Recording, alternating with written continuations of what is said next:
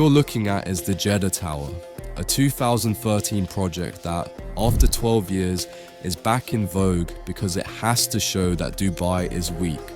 Where is it? In Saudi Arabia, which has decided to burn its future on projects that look like the result of billionaires brainstorming after their third bottle of champagne. A 170-kilometer glass line across the desert. Seriously? That's supposed to be a city. No roads, air-conditioned tunnels, an artificial moon, and holograms. The cost? Officially $500 billion, but experts say, wait, this is just the beginning. It will be $1 trillion, maybe two. The line is 500 meters tall, 200 meters wide, 170 kilometers long, and housed within an elegant mirror glass facade. Intelligent solutions create efficiency and year-round temperate microclimate with natural ventilation. Energy and water supplies are 100% renewable. Not enough? Fine. A 400-meter cube in Riyadh with another city inside it. Why? Because they can. A gigantic, ultra-modern resort on the Red Sea meant to compete with the Maldives, the world's tallest tower in Jeddah, and Winter Olympics in the desert. Yes, the Saudis are going to build a ski slope in a country where summer temperatures hit 50 degrees in the shade.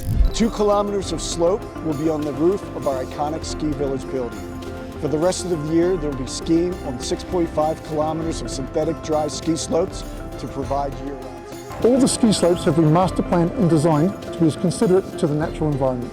They have been sculptured to their surroundings. Every twist and turn has been designed to minimize the impact of the environment, but also to give the most amazing experience to the skier. This is going to be one of the most amazing ski experiences in the Gulf region, and it's the first of its kind. Sounds like a meme. This is reality. And it's a reality financed by oil, which, looking at the charts, will soon be a thing of the past. The world is shifting to renewables. The EU and Japan will ban sales of combustion cars from 2035, while the US and China are pouring hundreds of billions into renewables. And Saudi Arabia, it believes a 170-kilometer wall of glass will save its economy. The problem is, this isn't a development plan. It's the world's most expensive joke. In the same period, the Emirates built a financial and logistics hub that already makes billions through Dubai Airport and other projects that were actually costed out. Saudi Arabia is playing a game like yet another city in cities, skylines that's about to go bankrupt. It's betting on PR fairy tales and perpetual showmanship, buying Ronaldo for $200 million a year. Muchas gracias, afición. Este para vosotros. Staging the World Cup and snapping up golf tournaments. This isn't diversification, it's desperation. The thing is, the worst is yet to come, so today we'll show you that fortune is a wheel, and Saudi Arabia may soon have a serious problem. Let's get into it. Saudi Arabia is a state that lives entirely on an oil credit line. 70% of the state budget and 40% of GDP come directly from extraction. The problem is, the world is walking away from it. The International Energy Agency forecasts that peak oil demand will arrive as early as 2028, and from the 2030s, it will begin to decline systematically. The European Union and Japan are introducing a ban on sales of combustion cars from 2035, and China and the US are pouring hundreds of billions of dollars into renewables. And what is Saudi Arabia doing? Instead of investing in the 21st century tech sector or education, it's spending trillions on gigaprojects in the style of SimCity in the desert. NEOM, whose main element, the line, was supposed to cost $500 billion, may now swallow $1 to $2 trillion. Add on other whims, the Mukaab, a gigantic cube in Riyadh for $50 billion, Winter Olympics in the desert, and luxury islands in the Red Sea. Meanwhile, the entire Vision 2030 plan rests on oil money. If oil prices fall, and they will, Saudi Arabia's budget will pop like a bubble. Even today, public spending is growing at a pace that can't be sustained without record barrel prices, and history knows this scenario: Venezuela. Before 2000, Caracas was bathing in petrodollars and Venezuela was the 4th richest country in the world by GDP per capita. Some of the residential areas are almost futuristic, that you seem to be in another world. University City is one of the impressive sights of Caracas. Another example of the prosperity oil has helped to bring to Venezuela. The fastest, of course, in the world. Every citizen, every foreign visitor will be able to see each detail of this miraculous city of Caracas laid out below him. Even the rulers of greater powers would not have such a showplace. Look on my works, ye mighty, and despair. After a decade when oil prices crashed, Venezuela's GDP fell by 75%, inflation exploded, and the country plunged into a humanitarian crisis where people received monthly food parcels just to survive.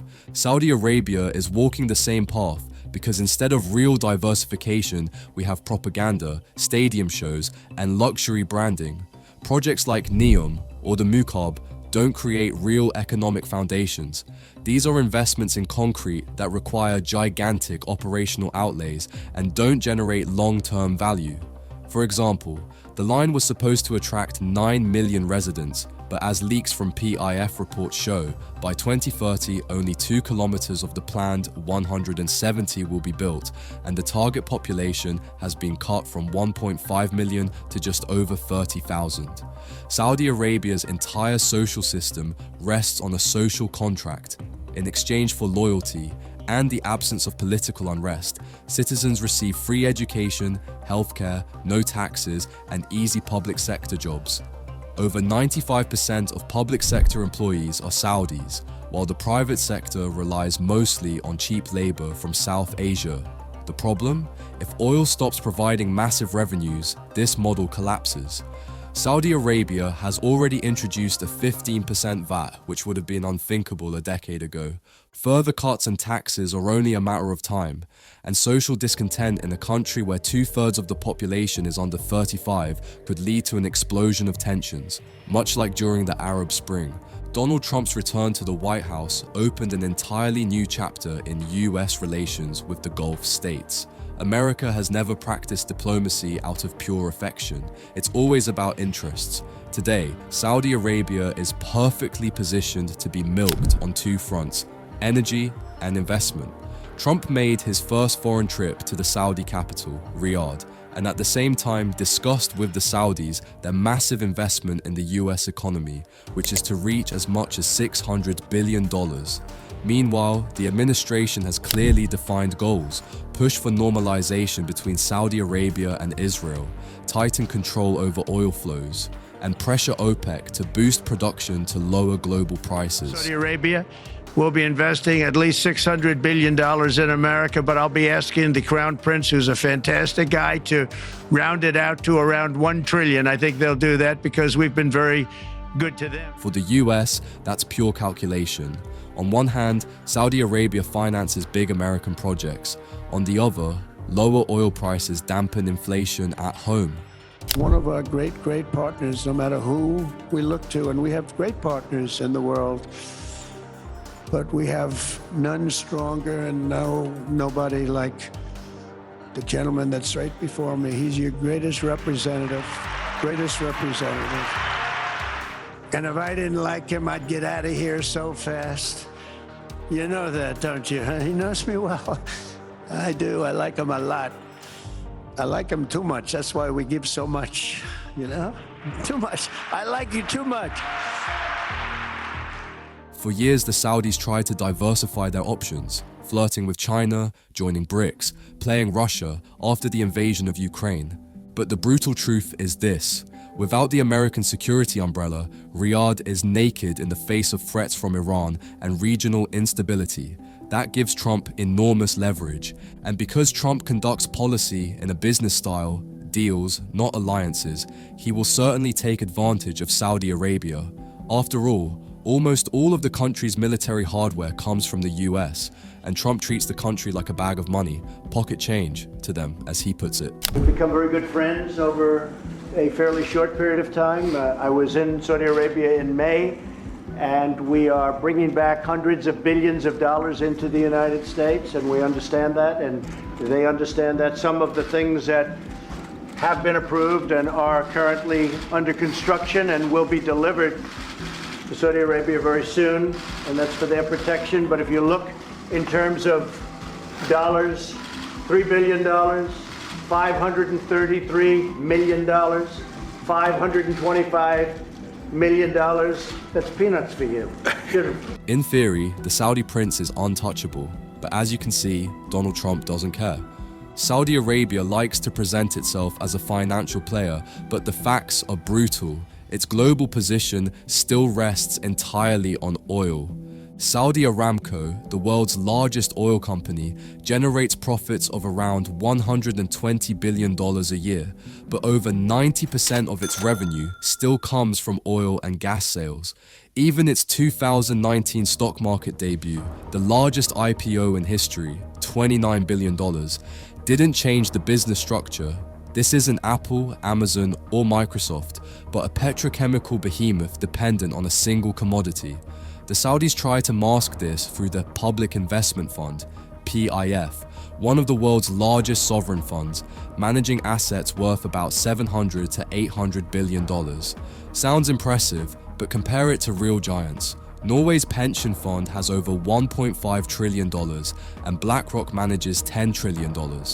What's more, PIF isn't profit from real innovation.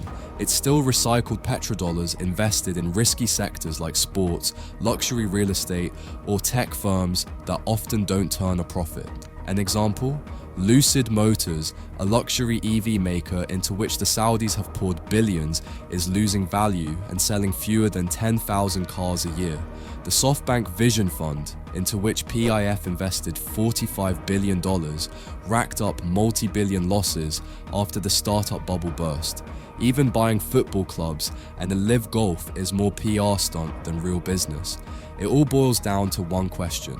How much time does Saudi Arabia have before oil stops financing the circus? The country's budget is calculated as if a barrel of oil always costs $80. But when prices drop to $50 to $60 and global demand begins to shrink, vision. 2030 will turn into a vision of bankruptcy. Saudi Arabia hasn't built its own financial sector on the scale of Dubai or Singapore. Riyadh isn't a global banking hub, and foreign capital inflows remain marginal. According to UNCTAD reports, direct investment into Saudi Arabia fell in 2023 by over 60% compared with Vision 2030 assumptions. On Instagram, we see that tourists are currently traveling to Saudi Arabia, and whatever you say, the country is beautiful. But let's be honest, there are more interesting and cheaper destinations. Saudi Arabia wants to attract 100 million tourists annually by 2030, but the problem is simple. People don't want to go there. Why? Law and customs. Despite cosmetic reforms, lifting the driving ban for women or opening cinemas, the country still operates under a strict version of Islamic law. Tourists worry about dress codes, the alcohol ban, content censorship, and penalties for public behavior deemed immoral. The result? In 2023, 27 million tourists arrived, but over 90% were religious pilgrims to Mecca and Medina. There are even resorts where possessing a cross can carry a penalty. Entertainment tourism, on which Vision 2030 relies, practically doesn't exist. So for now, Saudi Arabia is inflating a balloon, and perhaps the vast oil money it's raking in will indeed allow the state to maintain its prosperity. But looking at the Human Development Index, the society's level of backwardness, and the way money is being thrown down the drain, I'm afraid this could end for them much like it did for Venezuela. Let us know what you think. That's all from me for today. See you in the next piece. Take care.